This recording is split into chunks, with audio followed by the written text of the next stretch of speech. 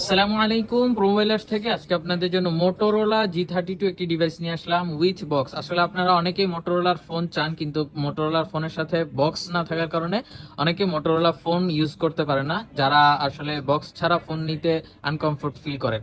তো আপনাদের এই যারা বক্স ছাড়া ফোন নিতে আনকমফোর্ট ফিল করেন তাদের জন্যই আজকের এই ডিভাইসটি নিয়ে আসা, একেবারে বক্স এবং চার্জার সহ।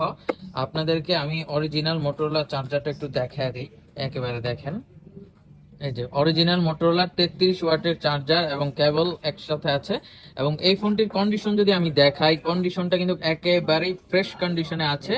এবং এই ফোনটার কনফিগারেশন হলো স্ন্যাপড্রাগন 680 প্রসেসর, 5000 mAh এর বিগ ব্যাটারি, 50 মেগাপিক্সেলের মেইন ক্যামেরা, এবং ডিসপ্লেটা এলসিডি হলেও এটাতে কিন্তু 90 Hz রিফ্রেশ রেট দেওয়ার কারণে এটার টাচ পারফরমেন্সটা অনেক ভালো।